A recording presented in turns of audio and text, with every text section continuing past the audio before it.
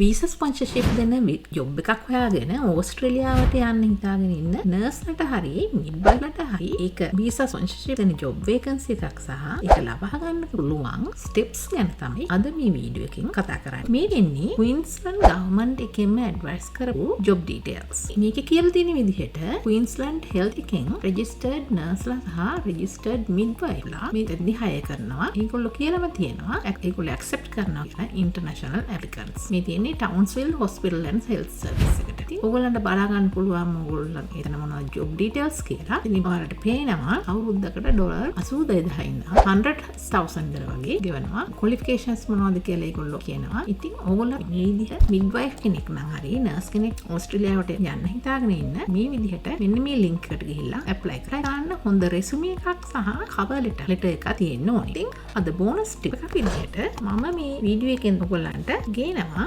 මේ විදිහේ ජොබ් එකට ඇප්ලයි කරනකොට මිඩ්වයිෆ් කෙනෙකුට අවශ්‍ය රෙසියුමේ එක තමයි මෙතනින් දෙන්නන්නේ. මේ සිම්පල් රෙසියුමේ එකක් හදාගන්න. මොකද ගොඩක් අය ඒවා දාලා ගොඩාක් ඉන්ෆර්මේෂන් දාලා තියෙනවා. නමුත් සිම්පල් මේ විදිහට බලපුවාම ඔයගොල්ලන්ගේ වර්ක් එක්ස්පීරියන්ස් මොනවද කියලා පේන විදිහට රෙසියුමේ එක තියෙනවා. මේ රෙසියුමේ එක බලලා මේකේ තියෙන දේවල් ඔයගොල්ලන්ට ගැලපෙනවා නම් ඒකෙන් ඔයගොල්ලන්ගේ CV එකට ඒක ඇඩ් කරගන්න පුළුවන්. මෙතන මම දාලා තියෙන්නේ මුලින්ම සමරි එකක් දාලා තියෙනවා Taman ගැන. ඊළඟට වර්ක් එක්ස්පීරියන්ස් මොනවද? Education and certifications, key skills මොනවද? certifications, professional development එකට මොනවද කරන්නේ? ඒක බලලා ඔයගොල්ලන්ට තමන්ගේම රෙසියුමේ එකක් හදාගන්න පුළුවන් වෙයි කියලා. නමුත් උදව්වක් අවශ්‍ය නම් මෙතන දීලා තියෙන ඊමේල් ඇඩ්‍රස් එකට ඊමේල් එකක් එවන්න. ඉතින් ඔයාලා පිටරට යන්න බලාගෙන ඉන්නවා නම් ඔයාලගේ ජොබ් එක මොකද? මොන වගේ ජොබ් එකක්ද හොයාගන්න ඉන්නේ කියලා මෙතනින් කමෙන්ට් කරන්න. ඒ විදිහේ වේකන්සිස් හම්බ වුණාම ඊළඟ වීඩියෝ එක ඒ ජොබ් එක ගැන වෙන්න පුළුවන්. එhmenan ඔයාලා තාමත් මගේ channel එකට subscribe කරලා නැත්නම් subscribe කරලා like කරලා share කරන්න අමතක කරන්න එපා. මේ වගේ වීඩියෝ එකකින් අපි නැවතත් හම්බ වෙන තුරු ඔබ සැමට අයබෝවන්.